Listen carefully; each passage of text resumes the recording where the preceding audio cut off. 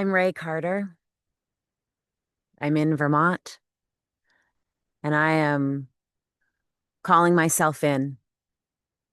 We are reflections of each other on this first day of October in 2025. I am sitting in deep integration from the fall equinox eclipse season in a purging of patterns in the ways I have shown up. Collapse around us, collapse within. And I hold myself accountable for the ways I have projected my pain and trauma onto other people that caused harm. I believe a part of being a micro in the macro, a fractal in the whole of our shared consciousness, is to take responsibility for the ways I perpetuate dominance culture and release them so I can more authentically be in the vibe of building towards possibility. Autumn's turn of the wheel of the year is a time that accentuates a balance of light and dark, shine and shadow, and deep cauldrons of release to create the space for the world we are turning into and how we relate to each other. The consciousness evolution I've been talking about since I first began offering events with Empower Transformation is here in full force. I feel like I've transformed, transmuted, and transmitted more in this past year than in whole decades combined.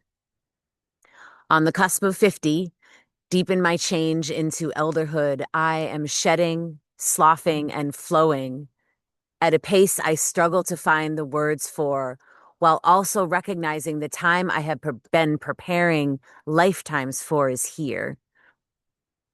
I'm so curious what other people are moving through in this energetic upgrade and how you are making meaning of the consciousness shifts in this mind-blowing, heart-wrenching, gut-clenching, and wildly expansive time of collapse. There's so much more I can say, yet my intention in sharing this communication is to be witnessed in my accountability and dissolvement of what no longer works, so my energy can be focused on collective movement building. Thank you. Thank you for any and all of the ways any of you co-create building blocks for a more just and liberated world. I am so deeply grateful for weaving with folks working towards collective liberation in a system designed to keep this work silent. I am appreciative of anyone who has participated in any parts of Empower's courageous and vulnerable attempts at building community, facing white supremacy, navigating discomfort, showing up when it is hard, participating in our programs, tending to the land at Grandmother Cherry Sanctuary, and learning to be in kinship in a social construct designed with venom and managed with violence to keep us separate. Thank you for being teachers, students, unlearners, relearners, collaborators, confidants, and friends. Thank you for trying, practicing, and playing with possibility, imagination, and magic. Thank you for being here right now, listening, witnessing, and hearing. I appreciate you and all of the ways your gifts ripple into the world and any opportunities I have had for your gifts to ripple into my life and weave in the messy, imperfect, experimental journey of empowering the transformation of a culture where we can all belong in our power and our song. Sweet trees, I surrender my ego to you.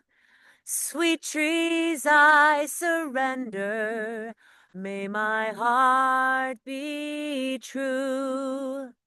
In a maple grove where the sweet sap flows, of family and community, where the cycle of life is intertwined, co-creating unity. Will you share a breath with me?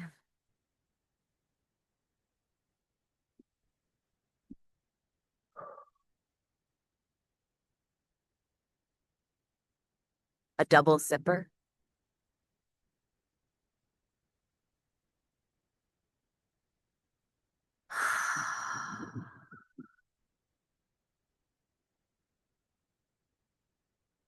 Now into the back of our hearts, too.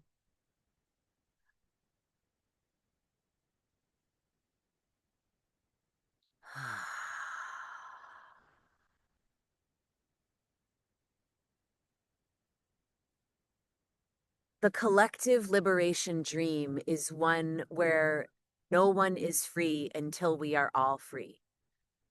Emma Lazarus, 1883, Martin Luther King Jr., 1963, Maya Angelou, 1969. I speak the collective liberation language often, and this past year I heard other white folks using it in a way that centered their struggle without seeing their struggle as interdependent with people who have been more historically excluded from the systems of accessibility and opportunity. I realize too that I have centered myself and my needs in this framework. And when I do, my energy veers into victim consciousness, which my intellectual brain knows is a place of scarcity, and that trying to be resourced from that place keeps me in a cycle of perpetuating my own trauma. My heart, spirit, and soul knows another place where one where magic is so very real and the flow of possibility is abundant. My quest to find and build community to be in that place together has been unwavering, believing deeply that one of the most vital ways we sustain ourselves is by building communities of resistance, places where we know we are not alone. Bell hooks. And in that very quest lurks my ever-present shadow, dancing with me and everyone I engage with. After all, I am a water and air witch, and reflections and communications are a gift and a weapon, a power I am on a long arc to hone. Over the years, this shadow dance has deeply impacted how I show up and hold community. In the soil of uprooting the collective shadow of white supremacy. I'm smiling at Yuli's barking with me. Yuli the puppy. Going off script.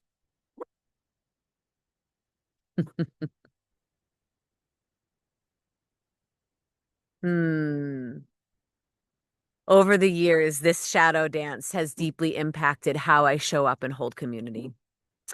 In the soil of uprooting the collective shadow of white supremacy, I call myself into accountability for how patterns of white supremacy show up in my behaviors and relationships and how they reflect pain that surrounds us. I own that my delivery of the shared vision of empowered transformation at times fell into the realm of there being one right way.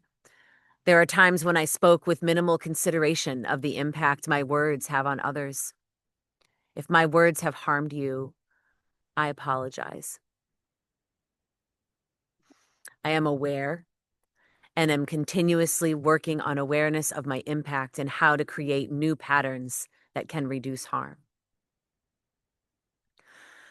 I struggle with an elusive form of perfectionism where people who are in alignment with me or an approach or an idea are right, and those who are not are wrong. This is also a slippery tread into being in a binary of right and wrong that centers the very kind of righteousness that has led to such a violent backlash in this country. I'm grappling with the need to shift away from identity politics at this time. And it's very, very uncomfortable as I have a lot of perceptions about what unity consciousness is that are very judgmental. Yet shared consciousness is where energy is flowing. Resisting flow and being stuck in outdated paradigms halts possibility and imagination. And I also believe that the human species is dividing into two: those who are becoming machines devoid of empathy and controlled by propaganda, artificial intelligence, and their own fear, and those who are trying to heal, care, and be in kinship with each other and the earth and evolve into the frequency of love. I wish there wasn't a binary. However, this is what has been manufactured by the greed of angry white men. It is the reflection of that energy of dominance within myself I am releasing. My best attempts at holding community have been plagued with taking on risk and expecting reward. My visions are too expansive for me to hold, cast, create, and build on my own, and this creates a pattern loop of envy of those who have the resources, loved ones, and community to build their visions. Simultaneously, I have had expectations of people who come into my life to show up in the ways that I need, at times with lack of consideration for their own needs. I want to own that I can lack empathy and consideration of others, especially when there is an opportunity to pursue my own interests or needs. And that is a shadow I am actively working to transform. I believe that is a root of conflict for so many people as we look at the shadow of individualism all around us and what we need to collectively shift in order to take care of each other and not just ourselves. These are aspects of white supremacy culture: one right way, binary of right and wrong, perfectionism, expectations, and judgments. Those are my shadow work. When faced with other people's shadows of white supremacy culture, my own often flare up. I get triggered when the fear of conflict or people's emphasis on their right to comfort keep them from showing or speaking up. One of the ways I often see this taking place in relationships and communities are people using boundaries to avoid courageous conversations. And I also realize I have my own edge in how much energy I can put into relationships that are not based on shared values. Stretching that edge and building capacity for discomfort while having boundaries at the same time is something I'm actively working on. I also really struggle when different expressions of fragility, especially crying, tuning out of a conversation when it gets difficult, disassociating, ghosting, and all of the ways silence keeps people from saying what needs to be said because of fear for oneself minimizes care for someone else. With so much fear right now for one's, oh, sorry. reading reading it's too much for me to wing. Yeah, I would cause harm. With so much fear right now, there is also an edge I am walking: what I can put energy towards and what I cannot, when I need to lean into more and when I need to pivot. I've done a lot of projecting over the years in blog writing and on social media in these areas, which has alienated people from the beautiful and brilliant aspects of my work. I own it. I'm sorry. I'm sorry. I forgive myself. I forgive you. I love you. Thank you for forgiving me. Thank you for seeing me as human. Thank you for being human. We are such messy, hurt, and also adaptable beings. I offer credit to the Ho'oponopono forgiveness prayer of Indigenous Hawaiian culture. Will you share a breath with me?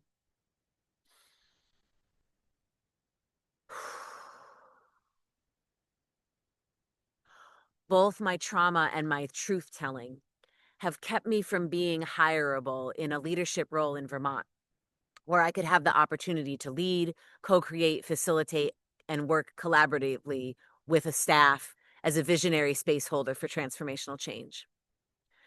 Because I could not find an opportunity to share my gifts, I created one.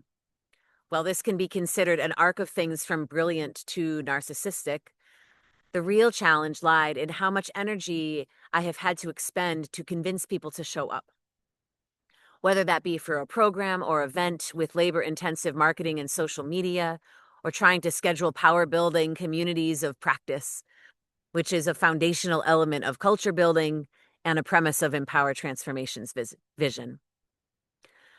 I have lived in a trauma cycle over and over in my life of the pain that overwhelms me when people don't show up. My self-worth healing work kept telling me that this would change and that my vision, ideas, and value were worthy enough for people to show up for.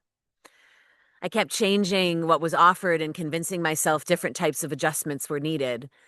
But really, the adjustment that was needed is I cannot continue to put myself in roles where I am convincing people to show up. Capitalism makes that really, really hard, and this has been a repeat cycle for me with aspects of Empower Transformation, the latest iteration of an old story.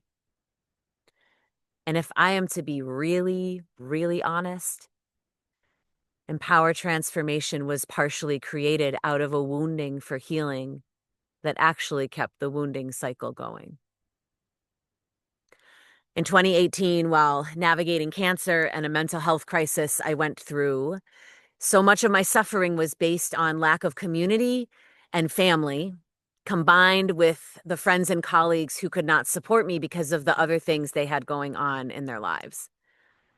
This was heartbreaking for Mitch and I further cracked open to the injustice of inequitable healthcare, specifically in cancer and mental health, the roots of my colonizer ancestry and how empathy was displaced with judgment through cycles of epigenetic trauma, how saviorism and elitism and the expectations of white supremacy culture showed up in people that limited their ability to meet my needs when I was sick, and how that narrative led me to get sicker. I began to awaken to how much societal suffering is rooted in the ways racialized capitalism is a disease that binds white folks to the very patterns of behavior that keep us separate and harming each other, and the connection to our ability to have direct, conscious, open, and accountable communication with each other. All of these awakenings were a birthing canal for Empower Transformation.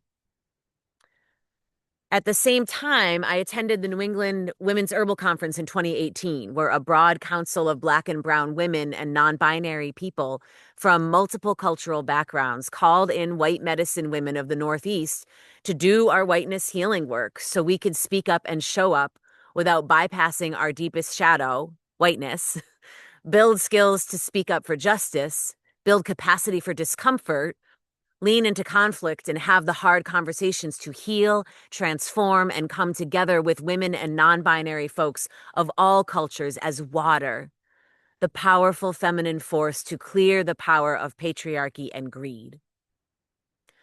This was the foundation of Empower Transformation, a small but mighty ship in the sea of white supremacy, trying to find other ships to build a flotilla with. Oh, great water.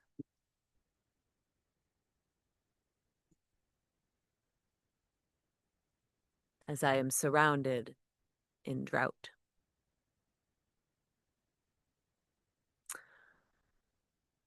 My wounding created vision. The wounding of Black and Brown women was also at the heart of the concept of Empower's personal to cultural transformation vision, with lots of influence from Resmaa Menakem, Adrienne Maree Brown, Sherry Mitchell, and many other folks. The call in to do it better when you know better, Maya Angelou, was foundational in the pattern shifting and behavior change premise of Empower Transformation.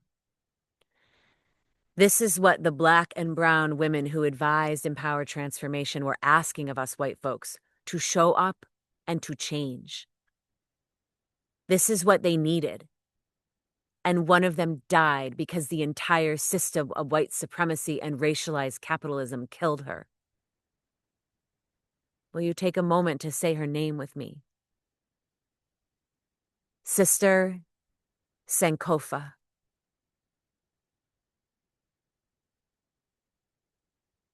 And another breath.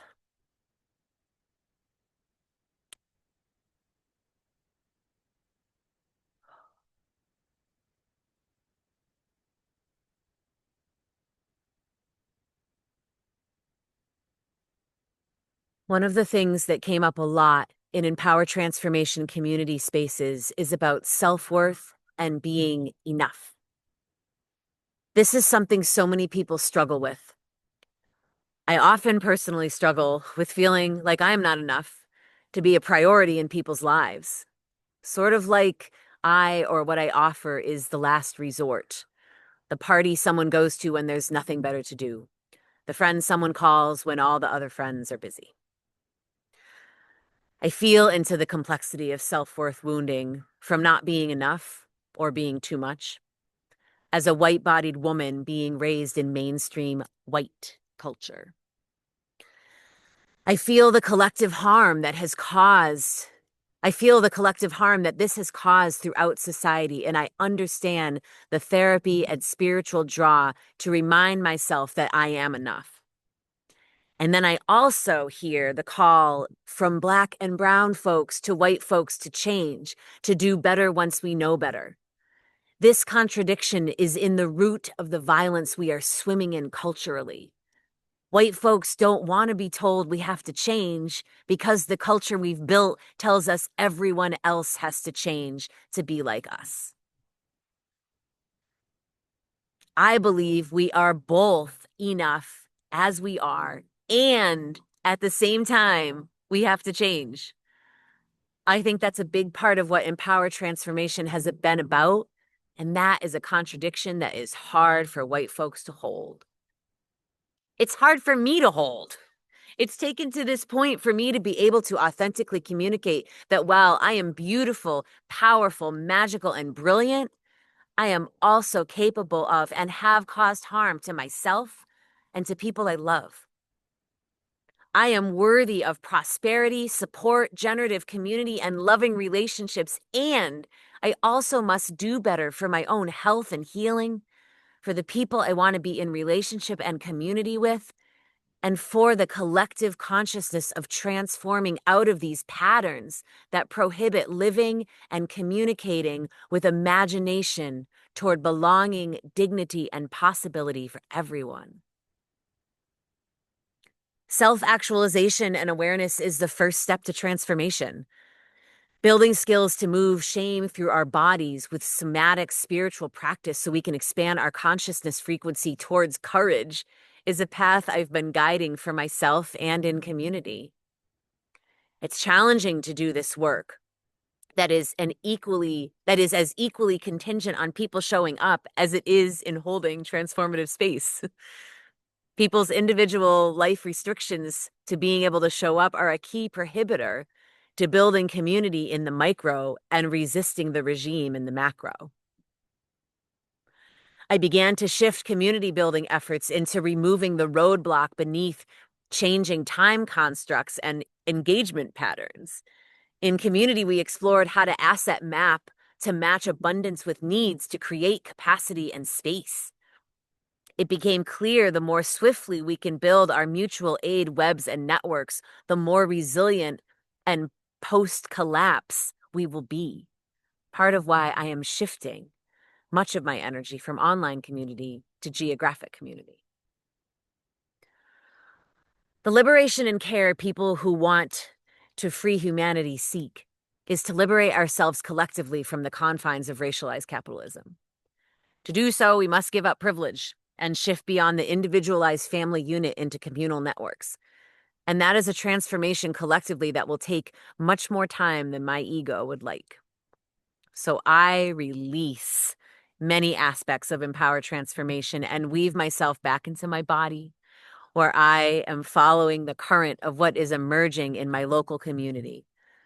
I am flowing down a river, co-creating with friends who share purpose, vision, and capacity for showing up, instead of swimming upstream with isolating pools of stagnant water surrounded by my shadows. Empower Transformation was built to hold a community of practice for people building anti-racist culture. And by healing at the taproot of racism, we connect all injustices: economic, class, gender, ability, environmental, and beyond, as flowing together towards collective liberation. Everything Empower Transformation has done, whether it be the journey of our community, the client work I've had, the programs we've offered, co-creator and change maker structure building, ceremonies, retreats, conversations, challenges, and songs, all of it matters. We cannot create something new without trying and failing first. I'm so grateful for all the lessons, as painful as they are, and for all the play and joy, as hard as it was to find.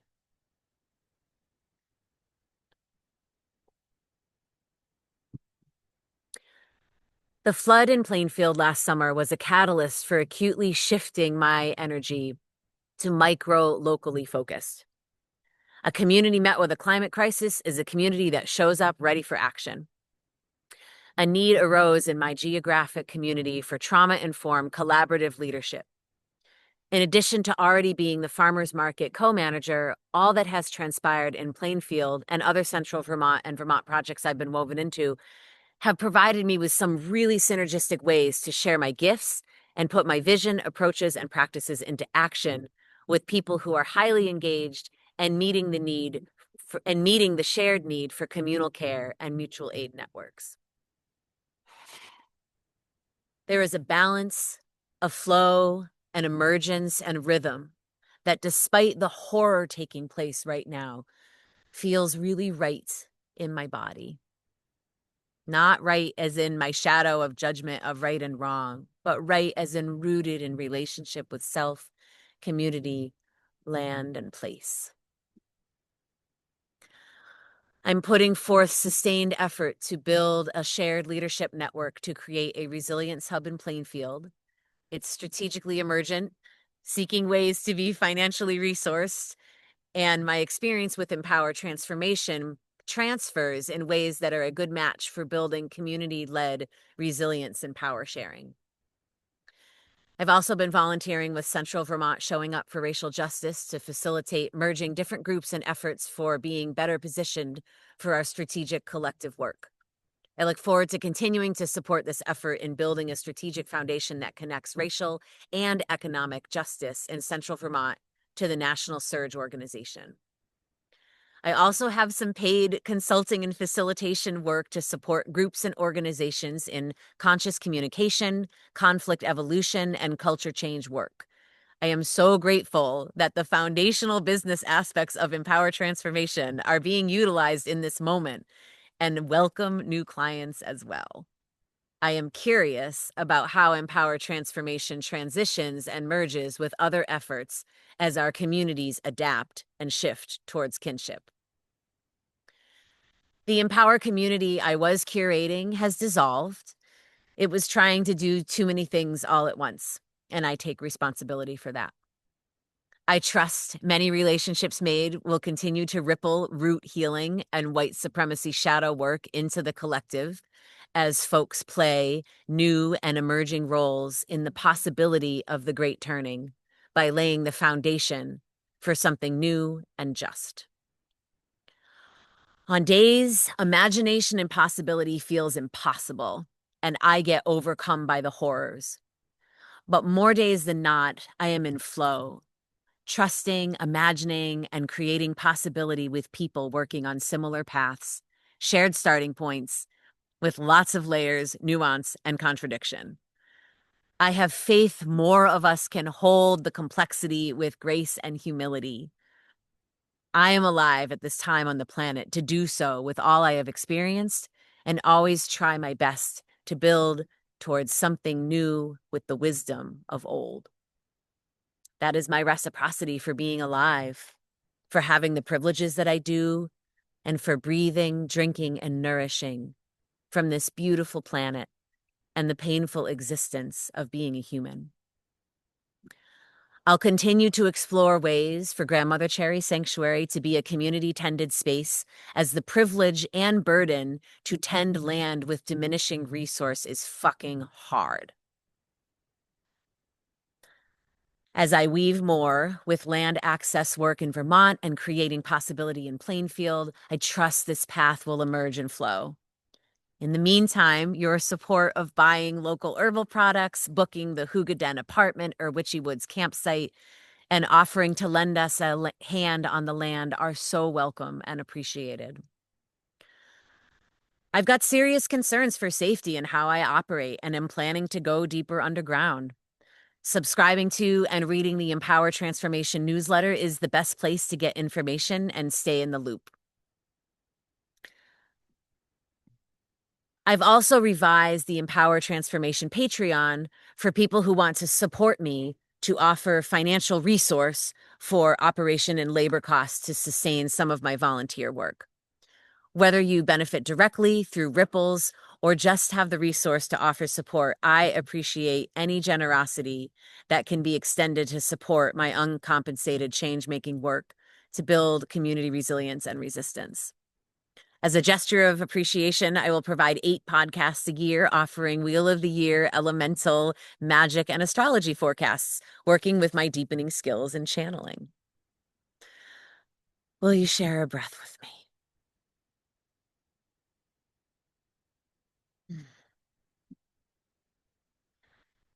Thank you for your time and energy to receive this communication. In closing, I want to bring in Norma Wong's voice. Norma is an Indigenous Hawaiian elder who has been a guide in Empower Transformation's work from the beginning. This summer, I attended a community convening with Rockwood Leadership Institute, where I am an alumni. These were some of Norma's words when responding to the question, where do we go from here?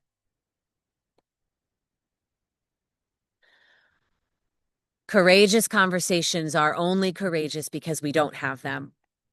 When we make courageous conversations a part of what we do on a regular basis, we can grow together with much more possibility. This helps more quickly determine who we can be in relationship with and what work groups can do. I cannot fix. Nothing can be fixed. I will not shy away from the discomfort in front of me. The fast, clear path is moving ahead of the destruction and make possible what we need for humanity. Choose to live in what possibility lies beyond. The collapse happening right now is the juncture for transformation we seek. Break the sharp habit of analysis of what is happening right now. Co-create with space and time. Unburden from that which we don't have any agency over to create the space and time. Create space to just be with empty space, witnessing and observing what is around us. Navigate deep power building in times of rapid response. Diversify our modalities and engagement so we are not constantly in reflux response. Be in indigenous, animist, and relationship with land and in relationship with responsibility with ancestors and descendants. This is what creates space for culture, returning to possibilities of kinship and creating a new future. Thank you, Norma. Thank you all so much for listening. I love you.